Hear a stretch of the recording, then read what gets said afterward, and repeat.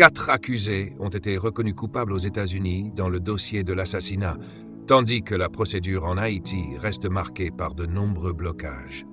Jovenel Moïse, 5 ans après, où est la justice? Avant de commencer cette vidéo, si vous pensez que le peuple haïtien mérite de connaître toute la vérité sur l'assassinat de Jovenel Moïse, n'oubliez pas de laisser un like, de vous abonner à la chaîne et de partager cette vidéo. Parce qu'aujourd'hui, nous allons parler d'un événement qui a bouleversé Haïti. Un événement qui, 5 ans après, continue de laisser derrière lui des questions, des blessures et surtout une immense attente de justice. Qui a réellement tué Jovenel Moïse? Qui a organisé son assassinat? Qui a financé l'opération? Qui a donné les ordres? Et surtout, pourquoi la vérité complète semble-t-elle toujours aussi difficile à établir?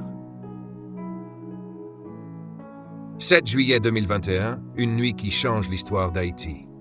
Dans la nuit du 7 juillet 2021, Haïti se réveille avec une nouvelle inimaginable. Le président de la République, Jovenel Moïse, vient d'être assassiné dans sa résidence privée à Pellerin, à Port-au-Prince. Son épouse, Martine Moïse, est elle aussi grièvement blessée. Le pays est sous le choc. Un président en exercice vient d'être tué chez lui. Et à partir de ce moment, une question devient incontournable. Comment une opération aussi grave a-t-elle pu être préparée et exécutée contre le chef de l'État haïtien?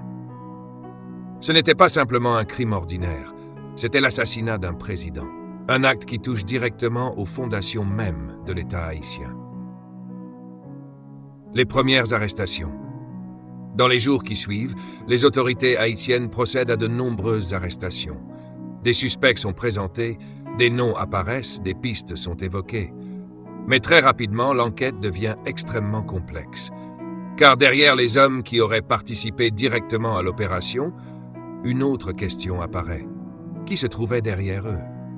Car arrêter ceux qui ont exécuté une opération ne signifie pas nécessairement avoir identifié ceux qui l'ont conçue.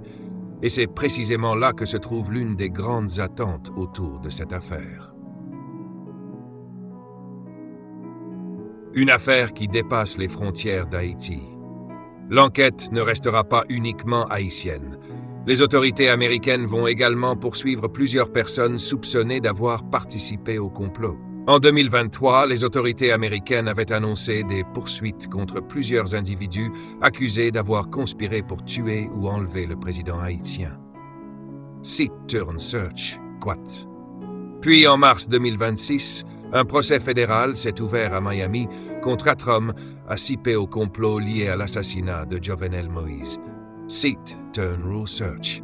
Et le 8 mai 2026, un jury fédéral américain a reconnu ces 4 accusés coupables le complot.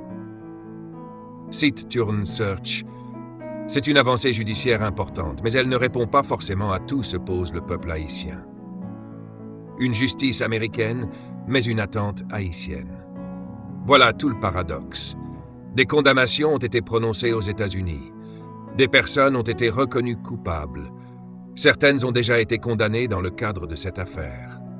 Rodolphe Jarre, par exemple, a été condamné en 2023 à la prison à vie aux États-Unis après avoir plaidé coupable pour son implication dans les événements liés à l'assassinat.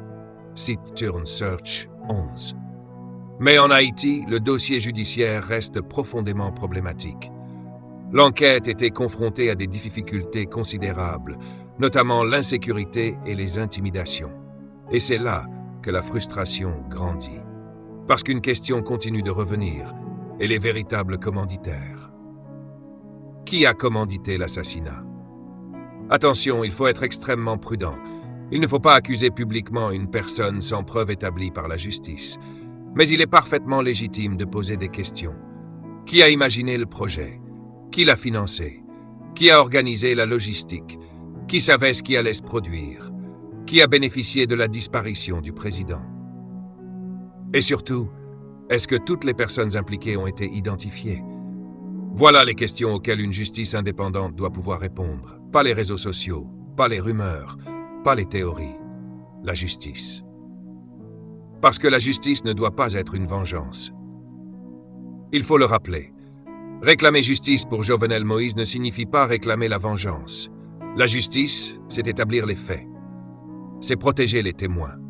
C'est examiner les preuves. c'est entendre les accusés, c'est identifier les responsabilités. Et lorsqu'une culpabilité est démontrée devant un tribunal indépendant, c'est appliquer la loi. Le peuple haïtien ne demande pas nécessairement des réponses fabriquées. Il demande des réponses établies par les faits. Une blessure qui dépasse Jovenel Moïse. L'assassinat de Jovenel Moïse n'a pas seulement supprimé un président. Il a profondément aggravé une crise politique et institutionnelle déjà très grave en Haïti. Depuis cette nuit de juillet 2021, le pays a continué à traverser une période extrêmement difficile. L'insécurité s'est aggravée. Les institutions ont été fragilisées. La population a continué à subir les conséquences de la crise. Et aujourd'hui encore, Haïti reste confronté à une violence terrible. Alors forcément, lorsqu'on regarde cette histoire, une question apparaît. Quel avenir pour un pays lorsque l'assassinat d'un président reste entouré d'autant de questions? Le silence ne doit pas devenir la réponse. 5 ans après le 7 juillet 2021, nous ne devons pas laisser cette affaire disparaître de la mémoire collective. Parce qu'une société qui oublie les crimes commis contre ses institutions risque de les voir se reproduire. La mort de Jovenel Moïse doit rester une question de justice, mais également une question de mémoire, une question de vérité, une question d'état de droit et une question d'avenir pour Haïti. À ceux qui réclament la vérité, à la famille de Jovenel Moïse, à Martine Moïse, à tous ceux qui ont été touchés par cette tragédie, et surtout au peuple haïtien, la vérité mérite d'être connue. Pas une vérité politique, pas une vérité fabriquée, pas une vérité destinée à protéger quelqu'un, mais une vérité fondée sur les preuves et établie par une justice indépendante. 5 ans après. 5 ans après cet assassinat, des personnes ont été condamnées ou reconnues coupables à l'étranger. Mais pour beaucoup, le dossier n'est pas terminé. Parce qu'une condamnation ne signifie pas nécessairement que toutes les ramifications d'un crime ont été révélées. Et tant que toutes les responsabilités n'auront pas été établies par la justice, les questions continueront. Qui a ordonné? Qui a financé? Qui a organisé? Qui savait? Et surtout, qui doit encore répondre devant la justice? Conclusion. Jovenel Moïse était président d'Haïti. Il a été assassiné alors qu'il se trouvait dans sa propre résidence. Aujourd'hui, 5 ans après, son nom continue de porter une question qui dépasse sa personne. Haïti peut-il connaître toute la vérité sur l'assassinat de son président? Nous ne devons pas confondre justice et vengeance. Nous ne devons pas condamner sans preuve. Mais nous ne devons pas non plus accepter que les questions restent éternellement sans réponse. La justice peut prendre du temps, mais elle ne doit jamais être abandonnée. Si vous pensez que cette affaire doit continuer à être documentée et que le peuple haïtien mérite de connaître la vérité, likez cette vidéo, partagez-la autour de vous et abonnez-vous à la chaîne. Écrivez également dans les commentaires « Justice et vérité pour Jovenel Moïse ». Parce que derrière cette phrase, il n'y a pas seulement la mémoire d'un président, il y a la mémoire d'un pays qui attend des réponses, un pays qui attend la vérité, et un peuple qui attend toujours que justice soit pleinement rendue. Merci d'avoir regardé cette vidéo, que la vérité soit établie, que la justice soit rendue. Et que l'histoire d'Haïti n'oublie jamais le 7 juillet 2021.